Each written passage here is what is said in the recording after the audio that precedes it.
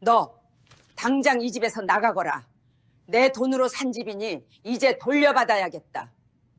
평생을 새벽바람 맞으며 시장통에서 국밥을 팔아 마련한 아파트였습니다. 아들 내외가 편히 살길 바라는 마음으로 등기권리증을 넘겨주었을 때 수님은 그것이 노후의 안식처가 될 줄 알았습니다.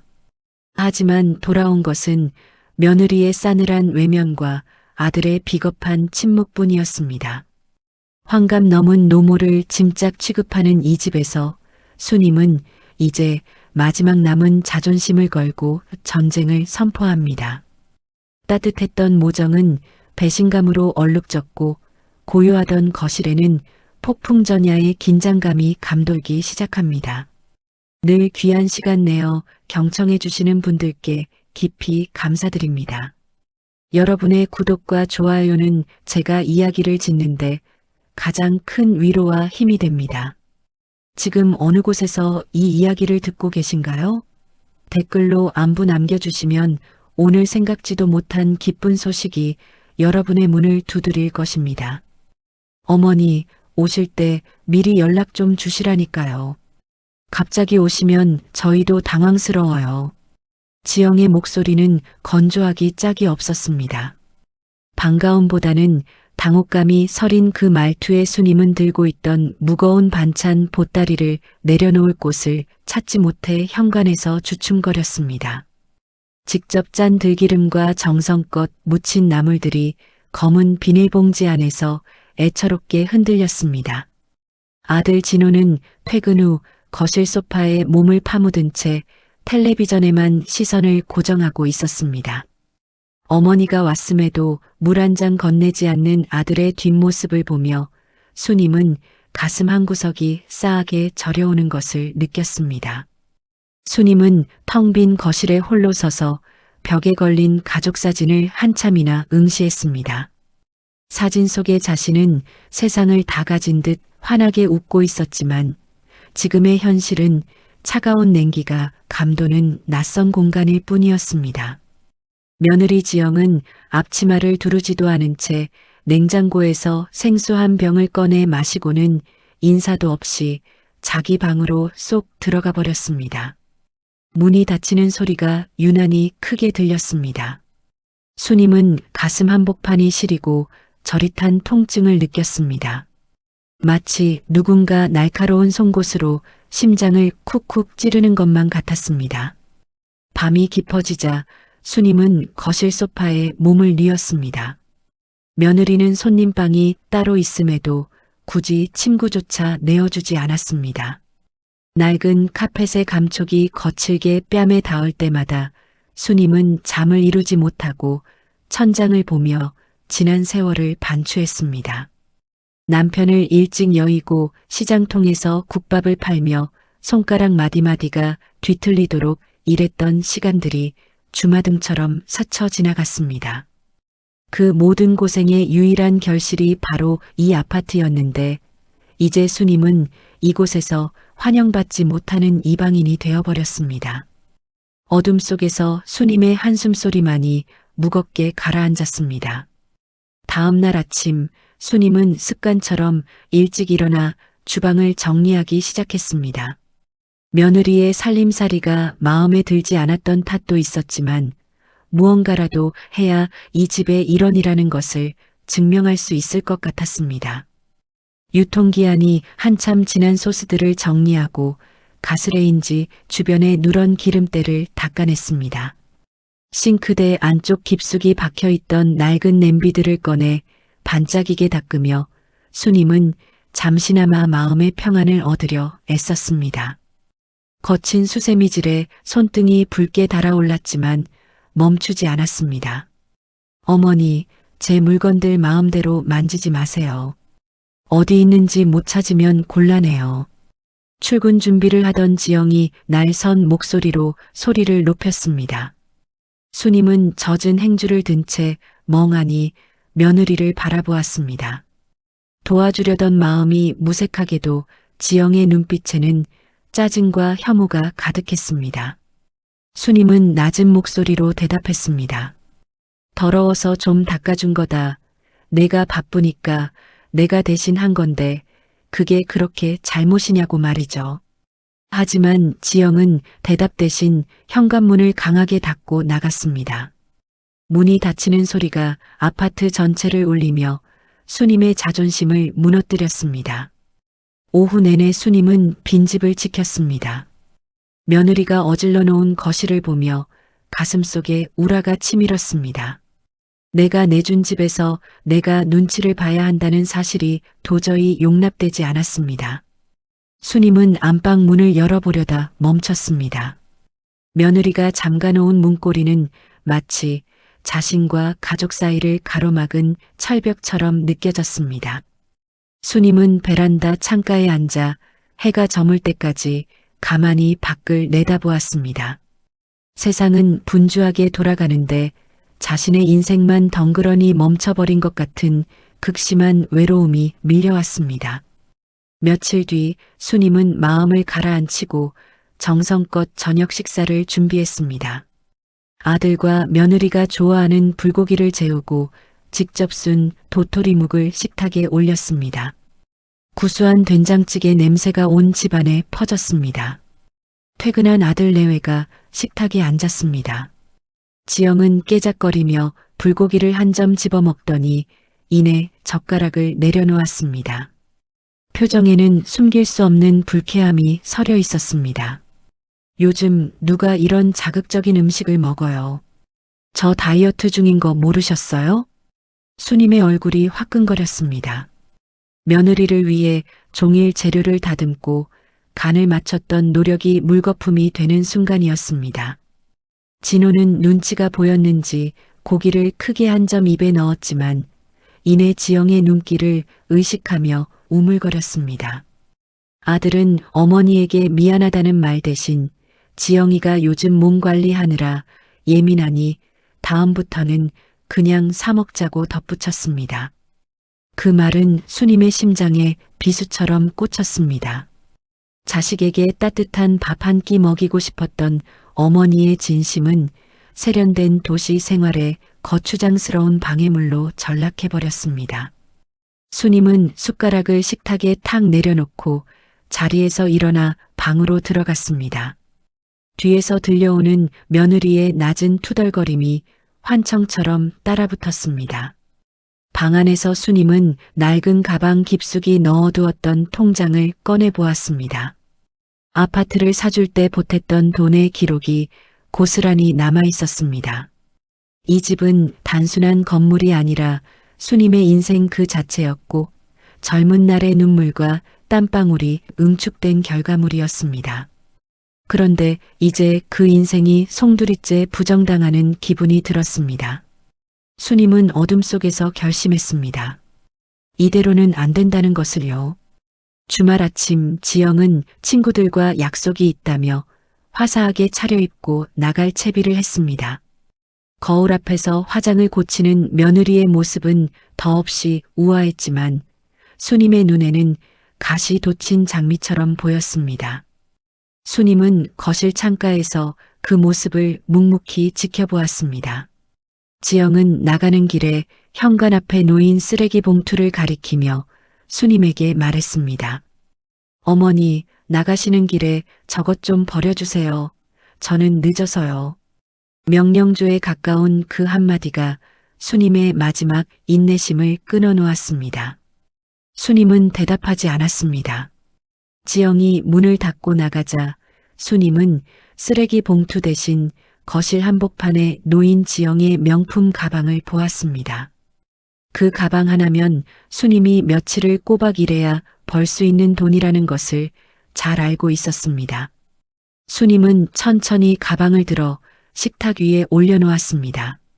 잠시 후 거실로 나온 진호에게 수님이 낮고 단호하게 말했습니다.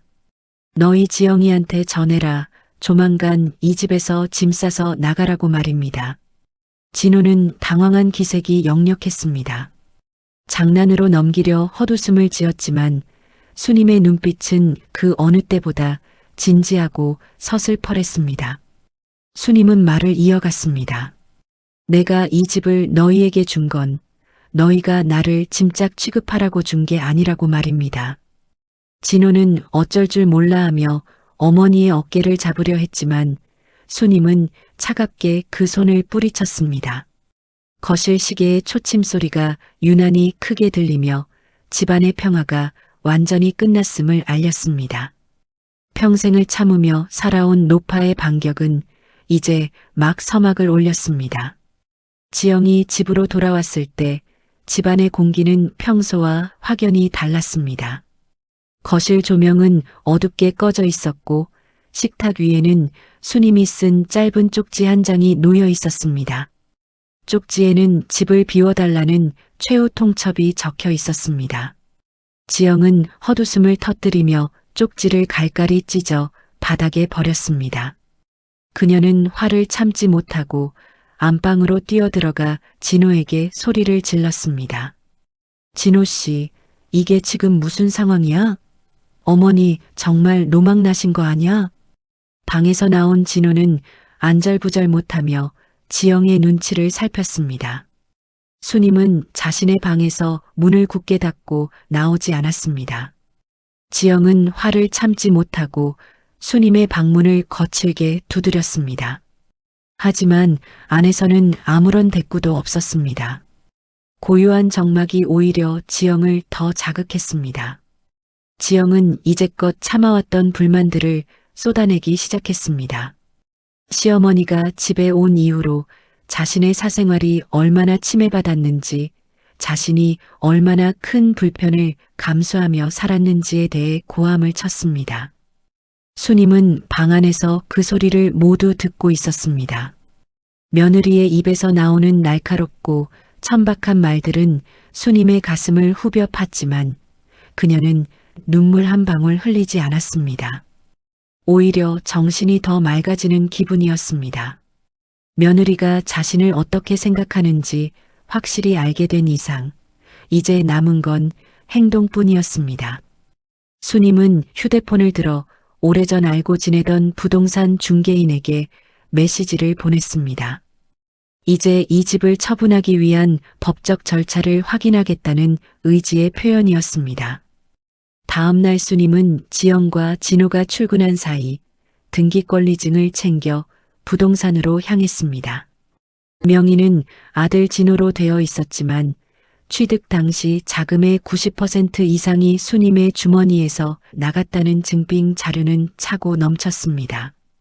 수님은 곧장 변호사 사무실을 찾아가 명예 신탁 해지에 관한 상담을 받았습니다. 변호사는 자식 상대로 소송하는 건 쉬운 일이 아니라고 말하며 고개를 저었습니다.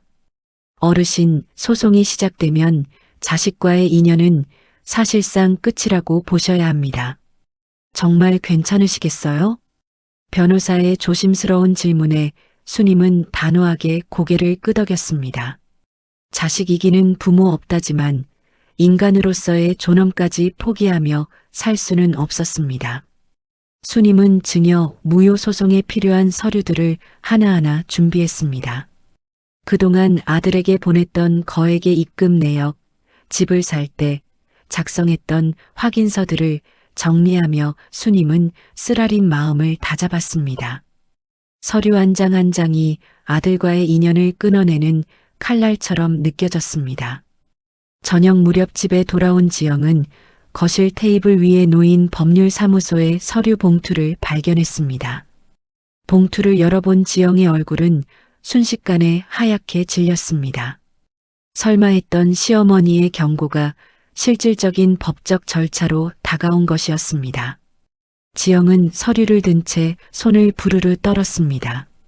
자신이 누리던 이 안락하고 세련된 생활이 한순간에 무너질 수 있다는 공포가 엄습했습니다. 그녀는 곧바로 친정 부모에게 전화를 걸어 도움을 요청했습니다. 진호는 퇴근하자마자 지영의 악다구니에 시달려야 했습니다. 지영은 당장 어머니를 설득해 소송을 취하하게 하라며 진호를 몰아세웠습니다. 그렇지 않으면 이혼도 불사하겠다며 협박을 늘어놓았습니다. 진호는 어머니의 방 앞으로 가 무릎을 꿇었습니다. 엄마, 제발 이러지 마세요. 제가 다 잘못했어요. 지영이도 이제 잘할 거예요. 비굴한 목소리가 복도에 울렸습니다. 문 너머로 들리는 아들의 목소리에 수님은 헛웃음이 났습니다.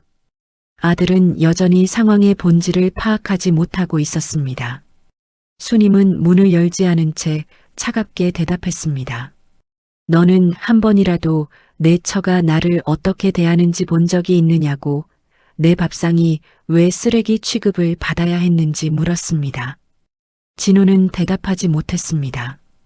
그는 항상 중간에서 방관자 역할을 하며 갈등을 회피해 왔고, 그 방관이 수님에게는 가장 큰 상처였다는 사실을 깨닫지 못했습니다. 지영은 진호의 태도에 실망해 안방으로 들어가 버렸고, 진호는 차가운 복도 바닥에 앉아 머리를 감싸쥐었습니다. 가족이라는 이름으로 묶여있던 가느다란 실타래는 이미 회복 불가능할 정도로 엉켜버렸습니다. 수님은 방 안에서 짐을 싸기 시작했습니다. 이 집을 되찾기 위해서는 잠시 이곳을 떠나야 한다는 사실을 직감했습니다. 아들의 울음 섞인 호소에도 수님의 마음은 조금도 흔들리지 않았습니다. 며느리 지영도 가만히 있지 않았습니다. 그녀는 친정 부모님을 집으로 불러들여 수님을 압박하기 시작했습니다. 지영의 어머니는 집으로 찾아와 수님에게 사돈끼리 이럴 수 있느냐며 목소리를 높였습니다. 점잖은 척하지만 은근히 수님을 시장통 무식한 노인네 취급하는 말투에 수님은 기가 찼습니다. 지영의 아버지는 법대로 하면 사돈만 손해라며 은근한 협박까지 덧붙였습니다. 사돈, 자식들 잘 살라고 준 집을 이제 와서 뺏겠다니요. 이게 상식적으로 말이 됩니까? 자식 앞길 막는 부모라는 소리 듣고 싶으세요? 수님은 차분하게 차를 마시며 대답했습니다. 상식적으로 말이 되는지 안 되는지는 법원에서 판단할 일이라고 말이죠. 수님의 의외로 단호한 태도에 지영의 부모는 당황한 기색을 보였습니다. 지영은 옆에서 눈물을 흘리며 피해자 코스프레를 하기 시작했습니다. 자신이 얼마나 시어머니를 극진히 모시려 노력했는지, 얼마나 많은 무시를 참아왔는지 거짓 섞인 이야기를 늘어놓았습니다. 수님은 그들의 연극을 보며 확신했습니다. 이 집에는 진심이 머물 자리가 없다는 것을요. 수님은 자리에서 일어나 챙겨둔 가방을 들었습니다. 잠시 집을 떠나 있기로 한 것입니다. 하지만 그것은 도망이 아니었습니다. 더 강력한 한방을 준비하기 위한 전보였습니다. 현관문을 나서는 수님의 등 뒤로 지영의 날카로운 비명이 들려왔지만 수님은 뒤돌아보지 않았습니다. 이제 막 전면전이 선포된 것이나 다름없었고 수님의 발걸음은 그 어느 때보다 무겁지만 단단했습니다. 집을 나온 수님은 근처 찜질방과 저렴한 여관을 전전하며 시간을 보냈습니다. 몸은 고달팠지만 마음은 오히려 편안했습니다. 그러던 중 수님은 우연히 시장 지인으로부터 충격적인 소식을 듣게 됩니다. 아들 진호가 다니던 직장을 그만둔 지 꽤 되었다는 이야기였습니다. 수님은 눈앞이 캄캄해졌습니다. 아들은 매일 아침 양복을 입고 출근하는 척하며 어머니와 아내를 속여왔던 것입니다. 수님은 떨리는 손으로 진호에게 전화를 걸었지만 아들은 받지 않았습니다. 의구심은 꼬리에 꼬리를 물었습니다. 그렇다면 그동안의 생활비는 어떻게 충당해왔던 걸까? 며느리 지영의 그 화려한 씀씀이는 어디서 나온 것일까? 수님은 자신이 준 아파트가 혹시 담보로 잡혀 있지는 않은지 확인해 보기로 했습니다. 불안한 예감은 틀린 적이 없었습니다. 부동산을 통해 확인한 결과 아파트는 이미 제2금융권으로부터 거액의 대출이 설정되어 있었습니다. 수님의 가슴이 방망이질 쳤습니다. 아들의 사업 실패와 빚더미, 이것이 며느리가 그토록 예민하게 굴었던 이유였을까요? 수님은 배신감 너머의 거대한 진실 앞에 온몸이 떨려왔습니다. 자신이 피땀 흘려 마련한 집이 이미 모래성처럼 허물어지고 있었다는 사실에 수님은 길거리에 주저앉아 한참을 울었습니다. 수님은 지영의 뒤를 쫓기 시작했습니다. 며느리는 화려한 겉모습과는 달리 퇴근 후 낯선 상가 건물로 들어갔습니다. 그곳은 밤늦게까지 운영되는 콜센터였습니다. 지영은 그곳에서 온갖 욕설과 비하를 견디며 상담원으로 일하고 있었습니다. 낮에는 우아한 직장인인 척했지만 밤에는 남편의 빚을 갚기 위해 처절하게 버티고 있었던 것입니다. 수님은 건너편 계단에 앉아 지영이 일하는 모습을 지켜보았습니다. 며느리의 지친 안색과 헝클어진 머리카락이 눈에 들어왔습니다. 집에서 자신에게 쏘아붙이던 그 도끼 어린 모습은 어쩌면 삶의 무게에 짓눌린 비명이었을지도 모른다는 생각이 스쳤습니다. 하지만 수님은 쉽게 마음을 돌릴 수 없었습니다. 왜 솔직하게 말하지 않았는지, 왜 시어머니를 밀어내기만 했는지 원망이 앞섰습니다. 밤늦게 일을 마치고 나온 지영은 편의점 앞에 앉아 컵라면으로 끼니를 때웠습니다. 가로등 불빛 아래 비친 며느리의 그림자가 유난히 길고 쓸쓸해 보였습니다. 수님은 멀리서 그 모습을 바라보며 복잡한 감정에 휩싸였습니다. 불쌍하다는 마음과 괘씸하다는 마음이 격렬하게 충돌했습니다. 지영은 컵라면 국물을 마시다 말고 어깨를 들썩이며 소리 없이 울었습니다. 그 뒷모습이 수님의 가슴을 찔렀습니다. 수님은 다시 집으로 돌아갔습니다. 지영과 진호가 거실에 모여 앉아 심각한 표정으로 의논 중이었습니다. 수님의 갑작스러운 등장에 두 사람은 소스라치게 놀랐습니다. 수님은 조용히 거실 테이블 위에 자신이 떼어온 아파트 담보대출 서류를 올려놓았습니다. 이게 다 뭐냐고, 진호 너는 왜 엄마를 속였느냐고 호통을 쳤습니다. 진호는 고개를 떨군 채 아무 말도 하지 못했습니다. 지영은 당황한 듯 했지만 이내 다시 날을 세웠습니다. 어머니가 상관할 바 아니라고, 우리가 알아서 해결할 테니 상관 마시라고 소리쳤습니다. 수님은 지영의 뺨을 세게 내리쳤습니다. 생전 처음 휘두른 손이었습니다. 거실에는 서늘한 정적이 흘렀고 지영은 충격에 휩싸여 수님을 쏘아보았습니다. 수님은 울먹이며 말했습니다. 이 집이 어떤 집인데 감히 내 마음대로 저당을 잡히느냐고, 자식놈은 직장도 없이 어머니 속을 이토록 썩이느냐고 통곡했습니다. 지영은 뺨을 감싸 쥐고 바닥에 주저앉았습니다. 그녀의 눈에서 참았던 눈물이 터져 나왔습니다. 하지만 그 눈물은 참회라기보다는 막다른 길에 몰린 짐승의 절규에 가까웠습니다. 집안은 아비규환이 되었습니다. 그날 밤 이후 수님은 흔적도 없이 사라졌습니다. 방 안의 짐은 그대로였지만 수님만 보이지 않았습니다. 진호와 지영은 처음에는 금방 돌아오겠거니 생각했지만 이틀이 지나도 소식이 없자 겁이 나기 시작했습니다. 수님의 휴대폰은 꺼져 있었고 주변 지인들도 행방을 몰랐습니다. 진호는 경찰에 가출 신고를 하며 자신의 불효를 자책했습니다. 지영은 집안 곳곳을 뒤지다 수님의 낡은 일기장을 발견했습니다.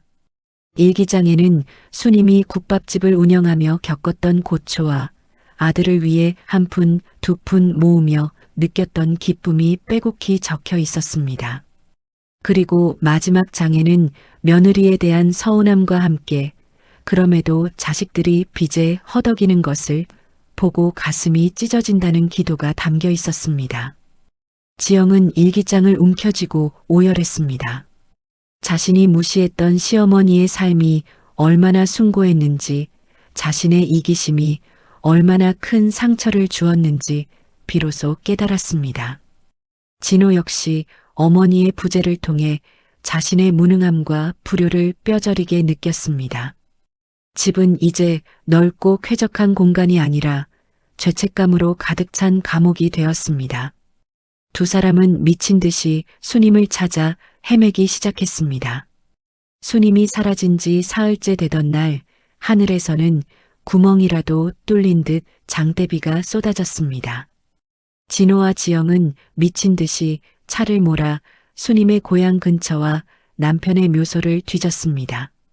차창을 때리는 빗줄기가 마치 수님의 눈물처럼 느껴져 지영의 가슴은 갈기갈기 찢어지는 것 같았습니다. 마침내 공동묘지 한 구석, 자풀이 무성한 남편의 무덤 앞에 초라하게 웅크리고 있는 수님을 발견했습니다. 수님은 얇은 혼몸으로 비를 흠뻑 맞은 채 정신을 놓은 듯 중얼거리고 있었습니다. 여보, 내가 자식 농사를 잘못 지었나 봐요. 내가 만든 밥이 쓰레기라는데 내가 갈 곳이 없네요. 그 소리를 들은 지영은 진흙탕 바닥에 무릎을 꿇고 통곡하며 수님에게 다가갔습니다. 지영은 자신의 명품 코트를 벗어 수님의 젖은 어깨를 감싸 안았습니다. 수님의 몸은 얼음장처럼 차가웠고 거칠어진 손마디는 추위에 파랗게 질려 있었습니다. 지영은 수님의 가슴에 얼굴을 묻고 울부짖었습니다. 어머니, 제가 잘못했어요. 죽을 죄를 지었습니다. 제발 집으로 가요. 지영의 진심 어린 참회에 수님은 희미하게 눈을 떴습니다. 진호 역시 어머니를 업고 빗속을 달리며 눈물을 쏟았습니다. 병원으로 향하는 차 안에서 수님의 손을 꼭 잡은 지영은 시어머니의 손이 얼마나 거칠고 딱딱한지 처음으로 느꼈습니다. 그 손은 시장통에서 수만 그릇의 국밥을 말아내며 자식을 키워낸 훈장이자 며느리의 모진 말을 견뎌낸 인내의 증거였습니다. 지영은 그 손목을 잡고 소리 없이 흐느꼈습니다. 병원에 도착한 수님은 폐렴 기운이 있다는 진단을 받고 가느다란 숨을 몰아쉬며 잠이 들었습니다. 가까스로 고비를 넘긴 수님이 의식을 되찾았을 때 병실 안에는 지영이 밤새 뜬 눈으로 곁을 지키고 있었습니다. 지영은 수님이 눈을 뜨자마자 다시 한번 무릎을 꿇었습니다. 그리고는 이제껏 숨겨왔던 모든 추악한 진실을 털어놓았습니다. 진호의 투자 실패와 빚쟁이들에게 시달렸던 밤들, 그리고 집을 담보로 대출을 받아 하루하루 이자에 허덕였던 처참한 현실을 하나도 빠짐없이 고백했습니다. 어머니, 집을 뺏으려고 했던 게 아니에요. 당장 길거리에 나앉게 생겼는데 어머니한테 그 꼴을 보여드리는 게 죽기보다 싫었어요. 그래서 더 모질게 굴었습니다. 지영의 목소리는 떨리고 있었습니다. 자신의 초라함을 감추기 위해 시어머니를 공격했던 그 비겁한 마음이 이제야 만천하에 드러났습니다.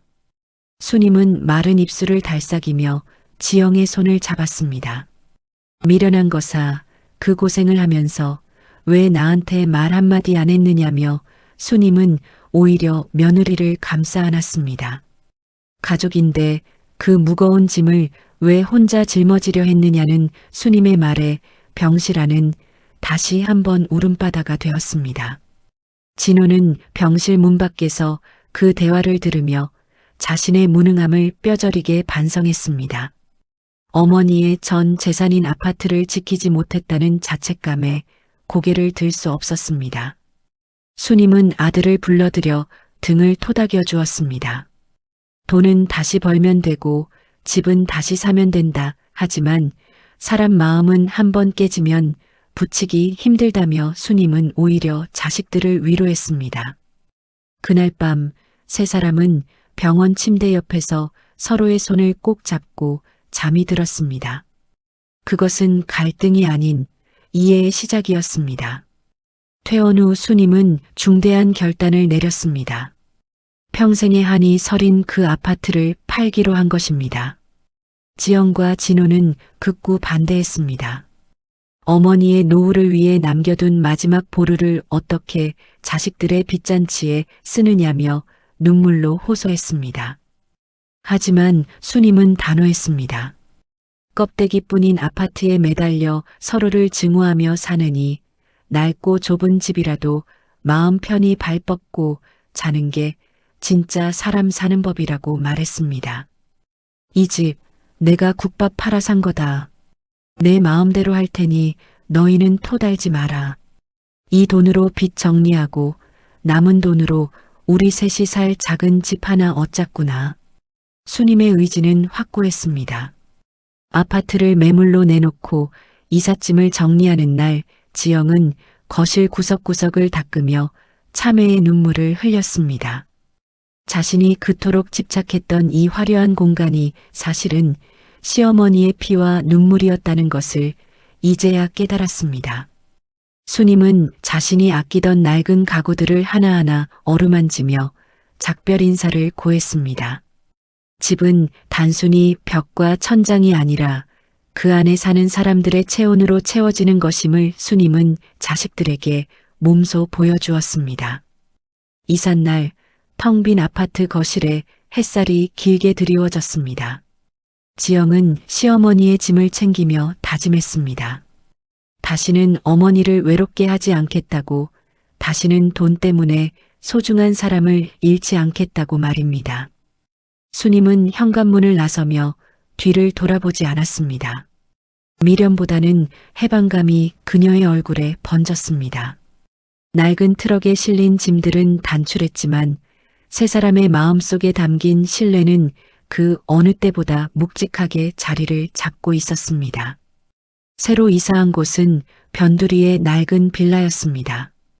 엘리베이터도 없는 4층 건물을 오르내리는 것이 수님에게는 고되었지만 집 안으로 들어서면 구수한 사람 냄새가 났습니다.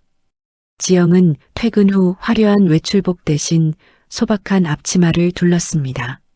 주방은 좁았지만 그곳에서 지영은 수님의 비법을 전수받아 된장찌개를 끓이고 나물을 무쳤습니다. 어머니, 간 좀 봐주세요. 소금을 너무 많이 넣었나 봐요. 지영의 서툰 부름에 수님은 허허 웃으며 국물을 맛보았습니다. 소금 대신 정성을 더 넣어야 한다며 수님은 며느리의 손을 잡고 조리법을 하나하나 가르쳐 주었습니다. 아들 진호는 작은 중소기업에 재취업하여 성실하게 출퇴근을 시작했습니다. 퇴근길에 수님이 좋아하는 붕어빵을 사들고 계단을 뛰어 올라오는 아들의 발소리에 집안에는 생기가 돌았습니다. 좁은 식탁에 둘러앉아 소박한 찬으로 저녁을 먹는 시간은 아파트에 살 때보다 훨씬 따뜻했습니다. 지영은 이제 더 이상 명품 가방을 들지 않아도 당당했습니다. 시어머니와 마주 앉아 낡은 콩나물을 다듬으며 나누는 대화가 세상에서 가장 값진 보석임을 알게 되었기 때문입니다. 수님은 밤마다 옆방에서 들려오는 아들 내외의 낮은 웃음소리를 들으며 깊은 잠에 들었습니다. 비록 몸은 비좁은 방에 누워 있었지만 수님의 마음은 그 어느 대궐보다 넓고 평온했습니다. 진정한 집이란 건물이 아니라 사랑하는 사람들이 서로의 체온을 나누는 공간임을 깨닫는 순간이었습니다. 수님은 작은 빌라 근처 시장 골목에 아주 작은 국밥집을 다시 열기로 했습니다. 가만히 앉아 자식들의 짐이 되고 싶지 않았고 무엇보다 평생을 바쳐온 그 구수한 육수 냄새가 그리웠기 때문입니다. 처음에는 지영이 펄쩍 뛰며 반대했습니다. 연세도 있으신데 이제는 쉬셔야 한다며 말이죠. 하지만 수님은 웃으며 말했습니다. 이 가마솥 앞이 내 고향이고 내 인생이라고 말입니다. 결국 지영은 주말마다 가게로 나와 앞치마를 둘렀습니다. 세련된 직장인이었던 지영이 뚝배기를 나르고 손님들의 밑반찬을 챙기는 모습은 시장 사람들에게 큰 화제가 되었습니다. 고부 사이가 저렇게 좋을 수 있느냐며 칭찬이 자자했습니다. 지영은 손님들이 건네는 거친 농담에도 웃으며 대처했고 수님은 그런 며느리의 뒷모습을 보며 흐뭇한 미소를 지었습니다. 가게에는 수님의 손맛을 잊지 못한 단골들이 하나둘 모여들기 시작했습니다. 지영은 시어머니가 고기를 써는 동안 옆에서 묵묵히 설거지를 하고 주방을 정리했습니다. 두 사람의 호흡은 마치 오래된 파트너처럼 완벽했습니다. 수님은 이제 번 돈을 통장에 넣으며 예전처럼 욕심을 부리지 않았습니다. 그저 오늘 하루 우리 가족이 웃으며 밥 먹을 수 있는 돈이면 충분했습니다. 가게 안은 매일 아침 뜨겁게 끓어오르는 가마솥처럼 활기와 온기로 가득 찼습니다. 어느 화창한 오후 시장 골목 국밥집에 뜻밖의 손님이 찾아왔습니다. 바로 지영의 친정어머니였습니다. 한때 수님을 무시하며 날 선말을 내뱉었던 그녀는 좁은 가게 안에서 땀을 흘리며 일하는 딸과 사돈의 모습을 보고 차마 안으로 들어오지 못한 채 서성거렸습니다. 이를 먼저 발견한 것은 수님이었습니다. 수님은 행주를 내려놓고 버선발로 나가 사돈의 손을 잡았습니다. 사돈 오셨소? 날도 더운데 여기까지 오시느라 고생하셨네. 얼른 들어와서 시원한 물 한잔 하세요. 수님의 넉넉한 인심에 지영의 어머니는 결국 참았던 눈물을 터뜨렸습니다. 자신이 했던 모진 말들이 부끄러워 고개를 들 수 없다며 사과하는 사돈을 수님은 따뜻한 국밥 한 그릇으로 위로했습니다. 자식들이 잘 살면 그게 부모의 기쁨이지 다른 게 뭐가 있겠느냐는 수님의 말에 두 노인은 서로의 손등을 토닥이며 화해했습니다. 지영은 그 광경을 보며 가슴속에 맺혀있던 마지막 응어리가 녹아내리는 것을 느꼈습니다. 가족이란 이토록 묘한 것이었습니다. 서로를 핥히고 상처를 주다가도 따뜻한 밥 한 끼에 모든 것을 용서하고 다시 시작할 수 있는 존재였죠. 지영의 어머니는 그날 이후로 가끔 가게에 들러 수님과 함께 나무를 다듬으며 시간을 보냈습니다. 고집스럽던 두 노파가 친구가 되어가는 모습은 지영에게 세상 무엇보다 큰 안도감을 주었습니다. 빌라의 작은 거실은 이제 두 가게가 합쳐져 북적이는 사람 냄새로 가득 찼습니다. 수님은 지영의 40번째 생일에 작은 비단 보따리를 내밀었습니다. 그 안에는 수님이 평생 끼고 다녔던 달고 다른 금가락지 한 쌍이 들어 있었습니다. 그것은 수님이 남편에게 받은 유일한 선물이자 고단한 삶을 지탱해온 부적 같은 존재였습니다. 지영은 그 가락지의 무게가 시어머니가 견뎌온 세월의 무게처럼 느껴져 차마 손을 뻗지 못했습니다. 이거 내가 죽을 때 가져가려 했는데 이제 넣어주마. 내가 내 딸보다 귀하고 고맙다. 이거 끼고 우리 진호랑 백년해로 해라. 수님의 진심 어린 말에 지영은 시어머니의 목을 껴안고 아이처럼 울었습니다. 예전에는 명품 백이나 보석을 탐냈던 지영이었지만 이제는 이 낡은 금가락지가 그 어떤 명품보다 빛나 보였습니다. 그것은 단순히 금부치가 아니라 수님의 인생과 사랑을 통째로 물려받는 성스러운 의식이었습니다. 지영은 가락지를 손가락에 끼우며 맹세했습니다. 수님이 보여준 그 강인한 모성애와 인내를 자신도 배우겠노라고 말입니다. 진호는 그 모습을 보며 마음 한편이 든든해졌습니다. 두 여자가 만들어낸 이 기적 같은 화해는 비겁했던 자신을 다시 일으켜 세운 힘이었습니다. 진호는 이제 더 이상 요령을 피우지 않았습니다. 정직하게 일하고 성실하게 가족을 돌보는 것만이 어머니의 희생에 보답하는 길임을 깨달았습니다. 수님의 유산은 아파트나 통장이 아니라 비바람에도 흔들리지 않는 단단한 가족의 그 자체였습니다. 수년의 시간이 더 흘렀습니다. 수님의 머리카락은 이제 백설처럼 하얗게 변했지만 그녀의 얼굴에는 깊은 주름만큼이나 깊은 평온함이 자리 잡았습니다. 국밥집은 지영이 이어받아 성황리에 운영되고 있었고 수님은 가게 한편 작은 의자에 앉아 손님들을 구경하며 소일거리를 했습니다. 지영은 이제 국밥을 말아내는 솜씨가 제법 수님을 닮아 있었습니다. 어머니, 오늘 장사 일찍 접고 우리 저기 강변공원에 꽃구경 가요. 진호 씨도 일찍 온다네요. 지영의 밝은 목소리에 수님은 아이처럼 환하게 웃었습니다. 셋이서 강변을 거닐며 지는 노을을 바라보는 시간은 수님의 인생에서 가장 아름다운 장면이었습니다. 수님은 문득 지난날의 고통과 배신, 갈등을 떠올려 보았습니다. 그 모든 일들이 없었다면 오늘 이토록 눈부신 평화를 맛볼 수 있었을까 생각했습니다. 상처는 아물어 굳은 살이 되었고 그 굳은 살 덕분에 수님의 인생은 더 단단해졌습니다. 가족은 때로 남보다 못한 상처를 주기도 합니다. 하지만 그 상처에 새살을 돋게 하는 것도 결국 가족입니다. 우리의 삶 속에서 시어머니의 사랑과 며느리의 진심은 계속될 것입니다.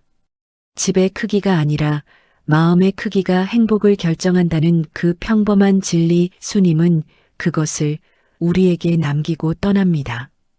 오늘 저녁 여러분의 소중한 가족에게 따뜻한 밥 한 끼 건네보시는 건 어떨까요? 그곳에 바로 진짜 행복이 살고 있습니다.